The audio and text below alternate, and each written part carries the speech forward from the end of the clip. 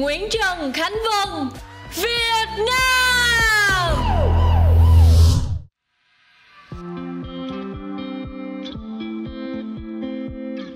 Xin chào tất cả mọi người. Tất cả các bạn cũng biết thì sắp tới đây Vân sẽ đại diện cho Việt Nam đến với cuộc thi Hoa hậu Hoàn vũ Thế giới 2021 vào tháng 5 ở Mỹ. Với lịch trình cũng khá là dày đặc và nhiều công việc để chuẩn bị cho cuộc thi. Và Vân sẽ chuẩn bị cho cuộc thi một số tập gọi là Road to Miss Universe. Và đây sẽ là một cái loạt series mà nói về một cái hành trình của Vân để đến với Hoa hậu Hoàn vũ Thế giới. Và ngày hôm nay sẽ là buổi ghi hình đầu tiên. Thời gian vừa qua thì mình cũng tâm sự nho nhỏ với các bạn một chút, với lịch trình khá là dày đặc và khá là căng thẳng và áp lực, cho nên là Vân cũng bị rụng tóc đi rất là nhiều. Và các bạn biết không, mỗi ngày khi mà Vân thức dậy và cũng như là mỗi lần Vân gội đầu xong ấy, nó giống như là một cái cơn ác mộng á. Tóc của mình rụng rất là nhiều và rụng khắp cả nhà luôn, chỗ nào cũng có tóc của mình hết. Căng thẳng hơn, nhiều hơn nữa, mình càng áp lực nhiều hơn nữa và thiếu đi tự tin rất là nhiều. Vân rất là may mắn khi mà được một chị bạn giới thiệu viên uống giảm rụng mọc tóc Quick Hair. Và với viên uống này mình cảm thấy mình rất là may mắn, mình có thể lấy được lại sự tự tin. Bởi vì sau một khoảng thời gian sử dụng thì bắt đầu tóc của Vân đã giảm rụng hẳn nè, chắc hơn nè, khỏe hơn. Và bắt đầu mình đã mọc lên tóc con rất là nhiều luôn. Chỉ cần uống 2 viên vào buổi sáng và buổi tối, chúng ta có thể giữ một mái tóc thật là khỏe và thật là tự tin để đến với Hoa hậu Hoàn vũ Thế giới. Không biết ngày hôm nay thì các vị khách mời đặc biệt sẽ là ai? Và bây giờ thì các bạn đã sẵn sàng cùng Vân để đến với Road to Miss Universe 2021 chưa?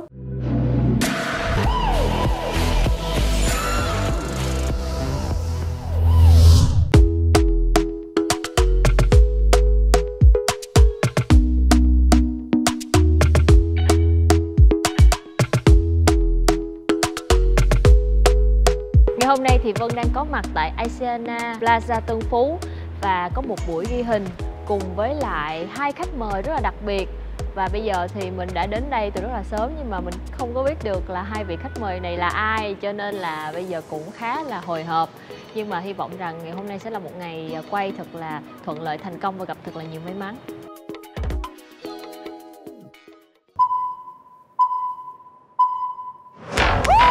Catwalk mình nói tên rồi mình biết rồi, mình biết là ngày hôm nay sẽ là những thử thách chuyên về catwalk.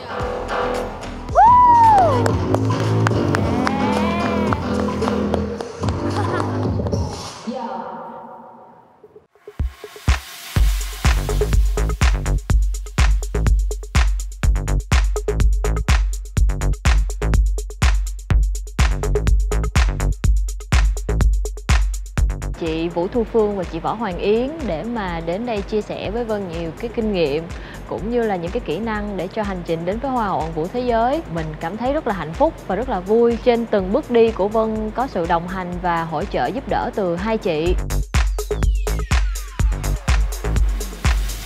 Phải nói là khi mà chị Vũ Thu Phương và chị Hoàng Yến catwalk, mình rất là ngưỡng mộ bởi vì 2 chị đã có một cái khoảng thời gian rất là dài, rất là nhiều kinh nghiệm trong nghề.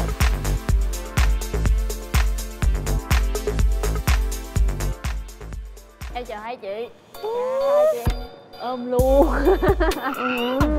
Dạ. Ôm một cái. Ngày hôm nay chị cũng cảm thấy rất là vui và hạnh phúc khi được cùng với lại Võ Hoàng Yến tới đây để mà góp thêm một chút sức lực cho em trong chặng đường vinh quang sắp tới. Và chị tin là hôm nay với sự góp mặt của chị Vũ Thu Phương là một trong những người mẫu ngày xưa đã từng làm mưa làm gió, tức là cái sàn catwalk, thì ngày hôm nay cả 2 chị hy vọng sẽ đem lại cho em những cái hành trang tốt nhất cũng như là những lời góp ý nó chân thật nhất.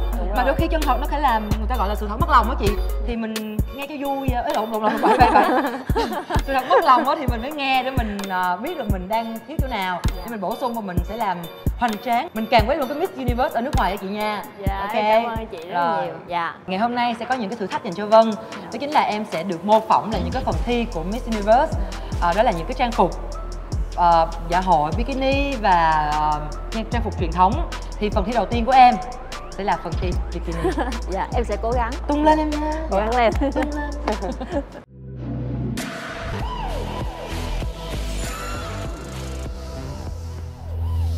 Hành trình chinh phục chiếc vương miện cao quý của cuộc thi nhan sắc bậc nhất thế giới Miss Universe của đương kim Hoa hậu Hoàn vũ Việt Nam Nguyễn Trần Khánh Vân đang đi vào giai đoạn chạy nước rút với những buổi kiểm tra kỹ năng giả định vô cùng căng thẳng trong series Road to Miss Universe 2020. Kỹ năng catwalk và thần thái là bài kiểm tra giả định đầu tiên trong hành trình. Khánh Vân, trước khi đăng quang ngôi vị cao nhất của cuộc thi Hoa hậu Hoàn vũ Việt Nam 2019, đã từng được khán giả biết đến bởi những thành tích vô cùng xuất sắc như giải bạc siêu mẫu 2018 và giải thưởng Best Catwalk tại Miss Universe Việt Nam 2019. Với những kinh nghiệm người mẫu chuyên nghiệp sẵn có, Khánh Vân được đánh giá là một trong những Hoa hậu Hoàn vũ Việt Nam có kỹ năng catwalk vững chắc và thần thái. Liệu với áp lực hiện tại khi đã trở thành đại diện của Việt Nam tại Miss Universe, Hoa hậu Khánh Vân sẽ có phần thể hiện như thế nào trước hai vị giám khảo vô cùng khó tính?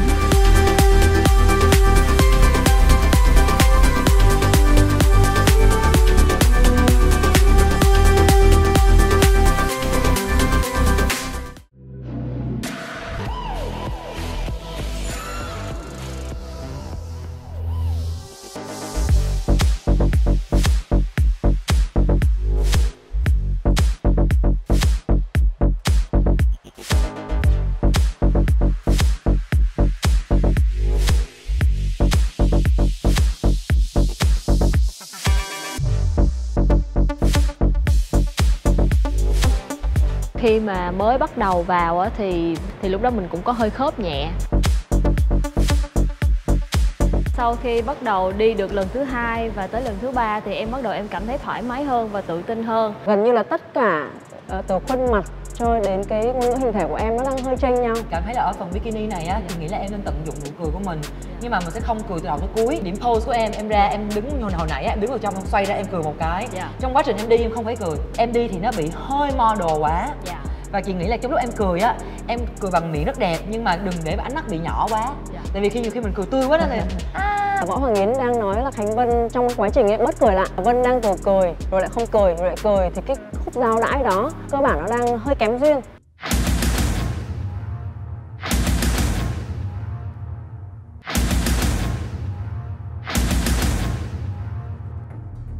Khúc giao đãi đó cơ bản nó đang hơi kém duyên. Tim trong ánh mắt ấy không đồng tình 100% với Hoàng Yến. Bởi vì chị rất là yêu cái nụ cười của Khánh Vân khi mà em ấy cười gọi là cười hết á. Đúng rồi, cười tít mắt, cười rạng rỡ. Em nghĩ là mỗi người chúng ta sẽ có một cái đúng rồi riêng. Với chị mà cười mà tít mắt thì nó sẽ không phù hợp. Thì đúng rồi, nhưng mà Khánh Vân lại hợp. Nhưng khi mà Vân làm như vậy nhiều quá, một lần thôi. Ý giống như là trong cái quá trình đi ấy thì Khánh Vân sẽ giữ một cái nụ cười vừa phải, chừng mực. Khi em ấy quay lại em cười thật sự rực rỡ tỏa nắng lên thì chị nghĩ lúc đó là nó sẽ là một cái một lần để ăn điểm, đúng không chị? Đưa cảm xúc người ta lên rất là nhiều. Đừng có cần phải áp lực bởi vì căn bản nụ cười nó quá đẹp, đó là nụ cười của Hoa hậu Hoàn vũ Việt Nam 2019 mà. Không biết là chị Võ Hoàng Yến có thể giúp em thị phạm cho em một vài đường đi để em có thể có thêm kinh nghiệm. Em hay đòi quá à. Em hay đòi quá mà ok chị hay chiều lắm. Em cảm ơn chị.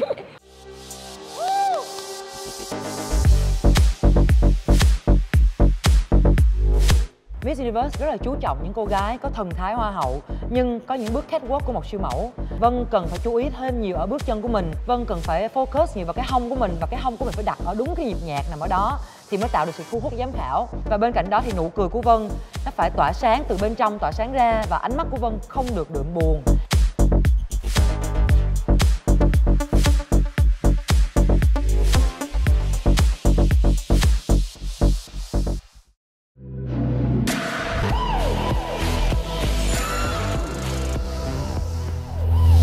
Sau khi xem Võ Hoàng Yến thị phạm thì em đã cảm thấy thực sự tự tin để đi lại một lần nữa chưa? Dạ, em đã sẵn sàng. Ok. Dạ. Mời em.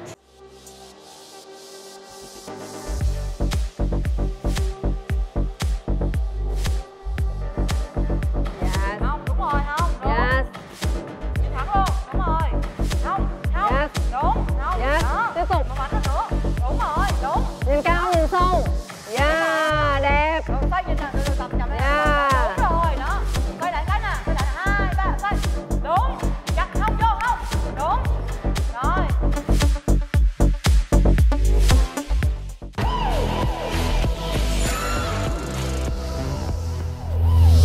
Thế từ bữa đến giờ tâm trạng của em sao? Em có bị áp lực nhiều bởi vì cộng đồng mạng hay là bất cứ một vấn đề gì hay không? Dạ, nếu Hỏi thiệt, trả lời thiệt nè. Đúng rồi. Dạ, thực ra thì thời gian vừa qua thì em cũng khá là áp lực. Cộng đồng mạng thì cũng có người ủng hộ em và cũng có những người không ủng hộ em. Có những người không ủng hộ mình thì dùng những cái lời nói làm cho mình cũng rất là tổn thương. Nhưng mà hình hiệu vừa rồi á, thì chắc là có lẽ là dư luận thì cũng sẽ có rất là nhiều chiều, có người ủng hộ nhưng có người thì chưa ủng hộ. Nhưng mà thật ra mà nói thì đến tận ngay giờ phút này luôn thì Vân vẫn đang tìm cho mình cái cách hô làm sao đó nó phù hợp nhất, phải tập luyện để cho mình hô chữ Việt Nam cho nó hay nhất có thể. Tại vì với Vân thì đó cũng là một cái áp lực. Chị nhận thấy được ở bên trong em có một cái sự rất là bối rối. Tại vì qua cái cách em trả lời, em nói chuyện và đôi mắt của em nó có ánh buồn trong đó. Bởi vì chị hiểu cộng đồng mạng là một trong những cái con dao hai lưỡi. Và khi một người bản lĩnh nó phải đứng được trên dư luận. Tại vì không có những cái lời chê bai thì chắc chắn sẽ không có một con người nổi tiếng và thành công thực sự. Sẵn sàng đọc hết tất cả mọi comment luôn. Mình càng đọc nhiều mình càng thấy là người ta có những cái tốt, có những cái mà người ta ghét mình, người ta nói thì mình cũng học được cách mình bỏ qua. Với bao nhiêu sự cố gắng nỗ lực của em trong suốt thời gian qua á, thì Khánh Vân bây giờ quá đẹp. Bước đi của em càng ngày càng hoàn hảo hơn, nụ cười của em càng ngày càng tỏa sáng hơn. Và rõ ràng là họ nói nhiều nói ít đều thể hiện rằng họ đang quan tâm em nhiều hay là ít. Tất cả chỉ là những cái khó khăn bước đầu để cho Khánh Vân ngày càng mạnh mẽ, ngày càng đẹp hơn, để tỏa sáng hơn nữa mà thôi. Dạ, em cảm ơn hai chị rất là nhiều vì đã dành những cái lời chia sẻ rất là động viên em. Và chắc chắn là trên con đường sắp tới em sẽ hoàn thành thật là tốt và sẽ cố gắng nhiều hơn nữa. Đó, ánh mắt lúc này là ánh mắt chị cảm thấy là em có sự tự tin trong đó nè. Chứ hồi nãy giờ khi mà nghe chị Duy Phương nói ánh mắt em buồn lên đấy. Rất là nhiều người anh hùng bàn phím mà họ không có việc gì làm đâu, họ không có thích mình, họ ghét mình là sẽ dùng mọi cách, mọi thời gian của họ để complain em, để dè biểu em, để em phải thấp hơn người khác. Nhưng mà em có những thứ người ta không làm được. Em cảm ơn chị. Và điều đó ở chị và chị Phương rất nể em. Dạ, em cảm ơn hai chị rất là nhiều. Ok, cố gắng lên nha, sắp thi rồi. Cảm ơn hai chị nhiều. Dù có hay không đi nữa thì tất cả chúng ta vẫn đang ủng hộ cho Vân, bởi vì Vân là người Việt Nam và chúng ta là người Việt Nam, và Vân cần phải tỉnh táo trong những comment đó. Đừng để những cái cảm xúc cá nhân nó làm cho mình bị chùn bước lại.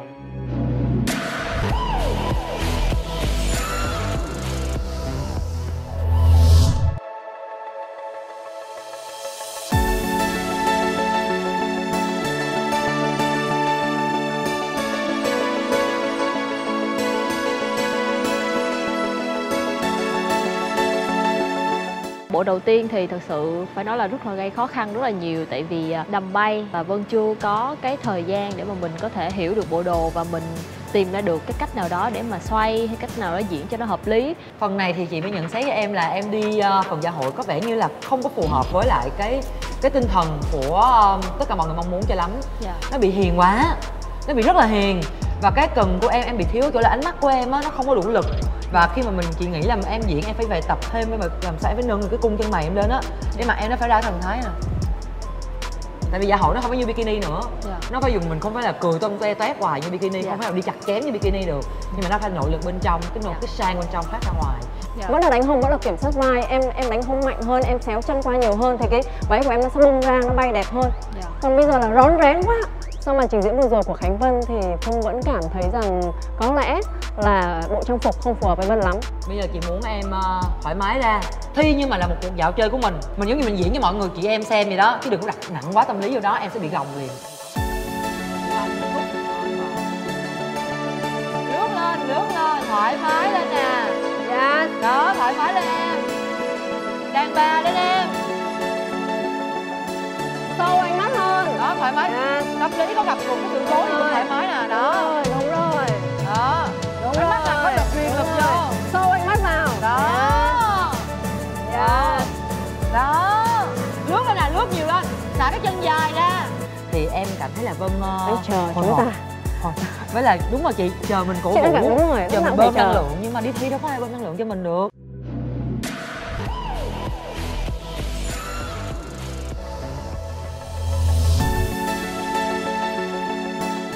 Chị nghĩ là chị Vũ Thu Phương sẽ lên thị phạm cho một lần cho em làm cách nào để đi dạ hội như một nữ thần.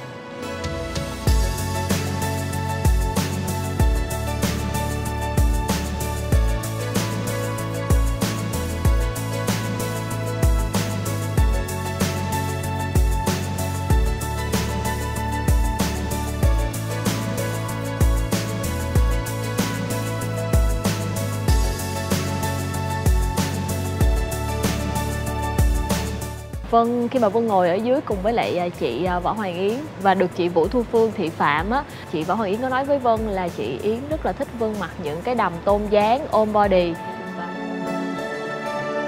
Tập trung thần thái vô nè.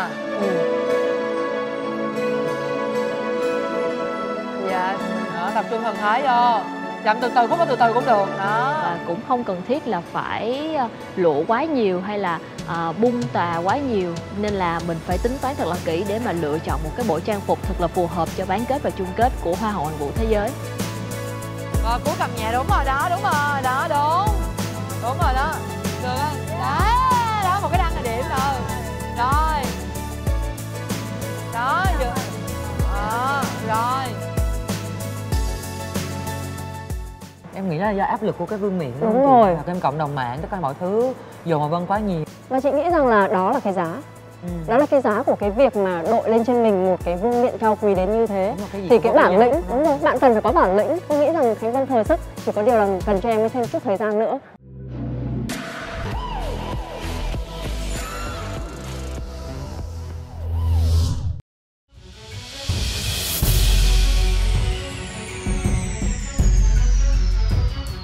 Ngày hôm nay thì mình rất là vui khi mà mình được mặc một bộ trang phục dân tộc gọi là mô phỏng để có thể có những cái bước đi và mình có thể cảm nhận rõ hơn khi mà mình bước trên sân khấu và mình xử lý tình huống với một cái bộ trang phục nó rực rỡ, nó đẹp lộng lẫy và kể cả việc là nó rất là nặng như thế.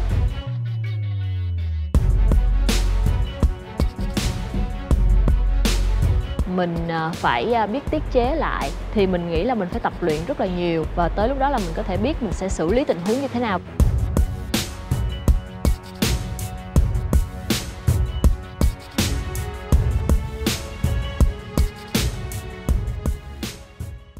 Nhưng mà Vân, em bớt nhìn, ví dụ em nhìn theo nó quá, xong em lên em nhìn theo nhiều quá mà em múa nhiều là cái con mắt em điều khiển khán giả.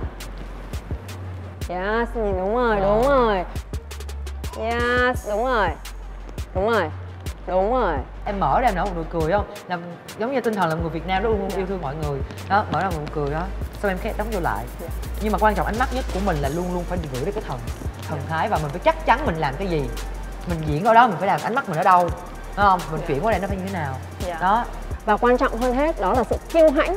Kiêu hãnh, khi em đủ kiêu hãnh thì tự dưng là bao nhiêu cái em đang mong muốn ở quyền lực ở đẹp đẽ nó sẽ có đầy đủ hết cả. Dạ, em cảm ơn anh chị rất là nhiều. Dạ, để mà đến với có thể mặc được trang phục dân tộc để mà có thể trình diễn khi mà trước rất là nhiều người thì em nghĩ là em sẽ về nhà tập luyện thêm nhiều lần nữa. Có một điều chị muốn sửa Khánh Vân ngay từ bây giờ, đó là chị muốn em hãy nói dõng dạc hơn. Em muốn quyền lực đúng không?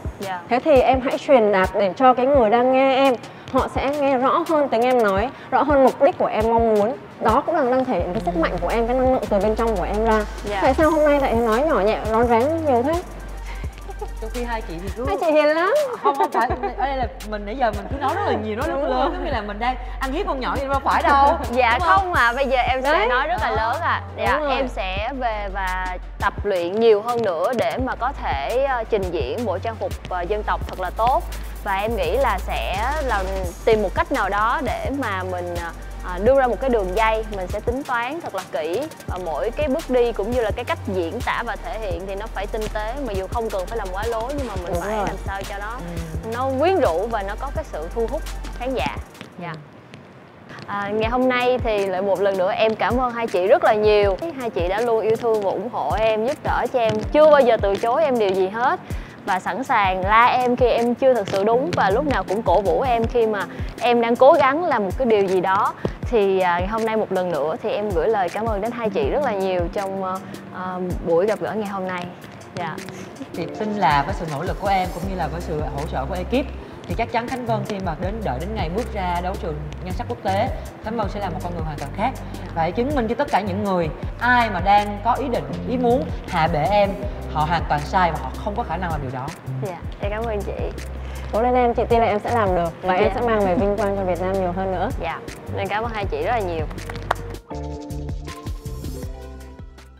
Hoàng Yến tin là đại diện Việt Nam sẽ là một trong những thí sinh được thế giới chú ý rất là nhiều, bởi vì chúng ta đã có rất nhiều công cuộc phòng chống dịch rất là tốt, và chính vì điều đó Vân cứ đem trái tim yêu thương như là chính cái trái tim Vân đã đăng quang đến cho mọi người, và điều đó sẽ lan tỏa năng lượng cực kỳ tốt.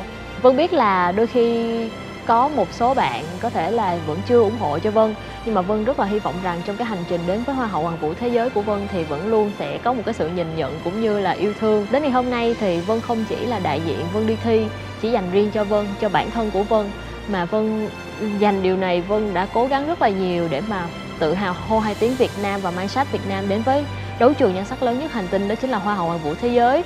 Chính vì vậy cho nên là mình luôn luôn hy vọng rằng các bạn vẫn sẽ ủng hộ cho, không chỉ riêng cho Khánh Vân mà là ủng hộ cho màu cờ sắc áo cũng như là đại diện đến từ Việt Nam.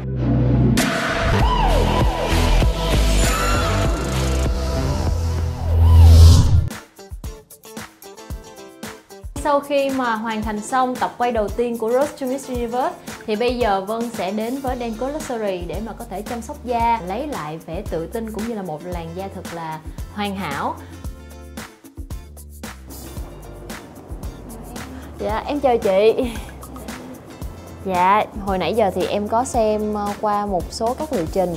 Thì trong đó thì em có thấy cái Hira Facial. Thì em không biết đây là liệu trình như thế nào chị? Hira Facial là một cái liệu trình rất là nổi tiếng, một cái công nghệ rất là nổi tiếng trên thế giới.